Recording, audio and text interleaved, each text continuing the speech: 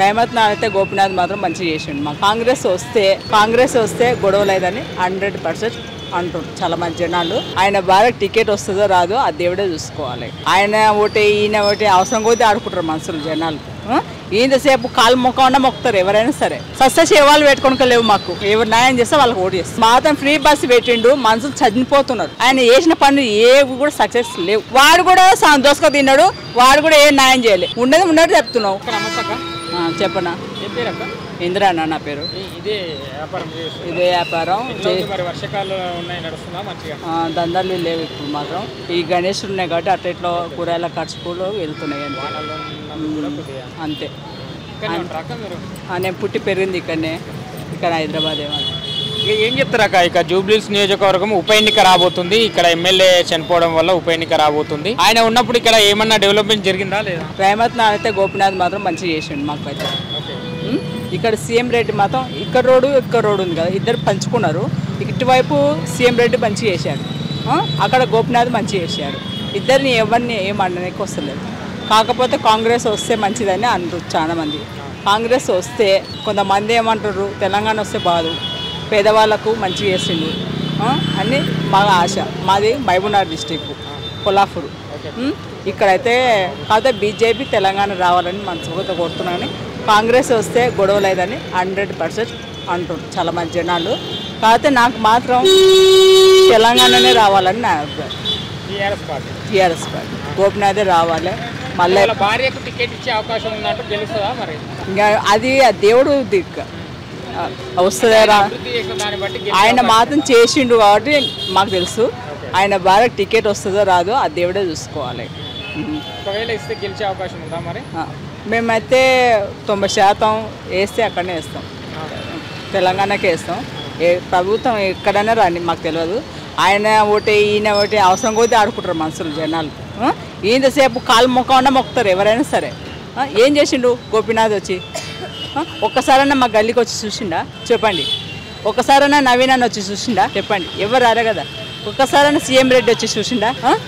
మా కాలువకి ఇంత bid చేపిస్తలేడు. Election టైంలో కూడా రాలేదు ఇంతవరకు మా ఇంటికి. నవీన్ అన్న ఈయనగా చెప్పొచ్చు కదా ఉండేది. ఒక్కసారైనా మా గల్లీకి వచ్చి చూసిండా? చూడలేదు కదా. ఒక్క బిడ్ చేపియమని సస్త సేవలు పెట్టుకోక లేవు మాకు. నరుణిక బాటలు లేకుండా వేయించింది దీపిక కూడా ఏం తప్పే లేదు. ఆమెది కూడా తప్పే ఉంది. దీపిక అన్నీ వేయించింది. ఇప్పుడు తప్పుగా పక్కకు జరిగిపోయింది. ఆమెది కూడా తప్పు ఉంది 90%. ఆమె లేదు ఈమె లేదు. ఎవరైనా సరే ఎవరు న్యాయం చేస్తే వాళ్ళకి ఓటు చేస్తాం. కాంగ్రెస్ పార్టీ నుంచి కూడా నవీన్ మరికి వచ్చే అవకాశం ఉందా? నవీన్ అన్నకు వస్తే కానీ నవీన్ అన్నకు మేము చెప్తాం, నవీన్ అన్న దొరికొస్తాం, మాకు ఇట్లా బిడ్ చేయన్నా, మాకు బతుకుదేరు కానీ మేము ఆయనకు దండం పెడతాం. ఎవరు సేఫ్ చేస్తే ఎవరు మంచిగా చేస్తే వాళ్ళకే మేము ఓటేస్తాం అంతే. వీళ్ళకే వాళ్ళకే అనేది లేదు. ఎవరు మాకు సేవకి చేస్తే వాళ్ళకే ఓటేస్తాం. గవర్నమెంట్ గురించి ఏం చెప్తారు అక్క? 2 సార్లు కేసీఆర్ అధికారంలో ఉన్నప్పుడు ఎట్లుండే, ఇప్పుడు కాంగ్రెస్ పార్టీ వచ్చి దాదాపు 2 సంవత్సరాలకు దగ్గర వస్తుంది. ఎట్లా ఉంది? ఏమన్నా తేడా వస్తుందా? ఇప్పుడు మాత్రం ఫ్రీ బస్సు పెట్టిండు, మనుషులు చనిపోతున్నారు. ఫ్రీ బస్సు పెట్టినా కూడా ఒకదానిలో ఒకరు కింద పడి మొన్న ఎందుకు నవీన్ అన్నింటికన్నా ఒక ముస్లిం అమ్మాయి చనిపోయింది. అది చెప్పిండు. ఒక కరెంట్ బిల్లు 1 మీటర్ ఫ్రీ పెట్టిండు. 30 పైసలు 2500 అన్నారు. ఇంతవరకు ఆ పైసలే లేవు అస్సలు లేవు. ఆయన చేసిన పనులు ఏవి కూడా సక్సెస్ లేవు. నాకు ఫ్రీ బస్సులు ఉన్నాయి అంతే, కానీ దానిలో ఎంతమంది చనిపోతారు, ఎంతమంది టికెట్ లేదు 30 రూపాయల టికెట్ కదా 15 రూపాయలు పెట్టు. నువ్వు మేము టికెట్ ఫ్రీ పెట్టమన్నావా? చెప్పినాం ఆయనకు పెట్టామని. పెట్టి నువ్వు మరి పెడితే జనాలు చనిపోతున్నారు కదా సీట్లు దొరకక. ఎంతమంది బస్సుల అప్పుడు 50 బస్సులు ఉంటాయి, ఇప్పుడు 20 బస్సులు కూడా లేవు. బస్సులు తగ్గించిండు, అట్లా చేస్తున్నాడు ఆయన. అట్లా కేసీఆర్ ఉన్నప్పుడు టికెట్ ఫ్రీ లేకుండే మంచిగా ఉండే. కానీ వాడు కూడా దోసుక తిన్నాడు, వాడు కూడా ఏం న్యాయం చేయలేదు. ఎప్పుడు ఆయన కేసీఆర్ రేవంత్ నాయుడు కూడా ఆయన కూడా రాలేదు. ఆయన కూడా తప్పు ఉంది కాబట్టి వాళ్ళు అందరు కలిసి పోతూనే ఉన్నారు కదా. తెలంగాణ ఉన్నా అట్లే ఉంది, కాంగ్రెస్ ఉన్నా అట్లా ఉంది, బీజేపీ ఉన్నా అట్లే ఉంది. అక్కల అని ఆయన సేపు డబ్బు కొట్టుకుంటా గల్లీ తిరుగుతారు మైకు పెట్టుకొని. మాకు ఓటేయండి అడుకుంటారు. ఇప్పుడు మాత్రం ఎవరికేస్తాం ఎవరికేమో మేమైతే చెప్పం. మాకు ఏం న్యాయం చేయలేదు ఎవరు కూడా. నా కొడుకు డిగ్రీ అయిపోయి 2 సంవత్సరాలు అయింది, ఒక సెకండ్లో సబ్జెక్ట్ ఒక సెకండ్లో రన్నింగ్లో పోతే పాస్ చేసి జాబ్ ఇయ్యడా చెప్పు.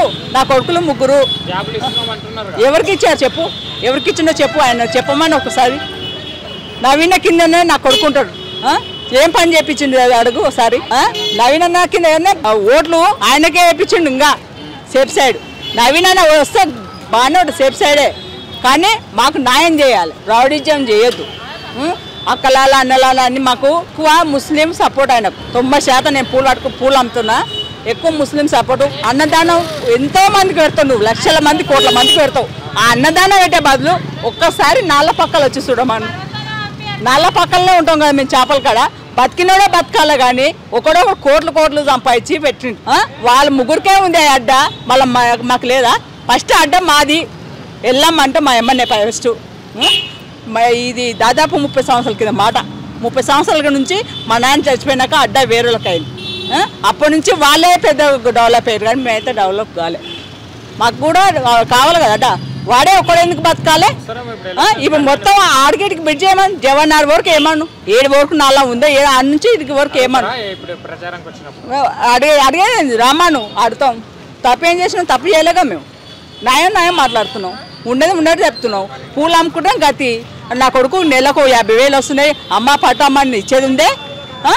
ఏం లేదు కదా, కిరాయిల మీద బతుకుతున్నాం మేము అట్లా.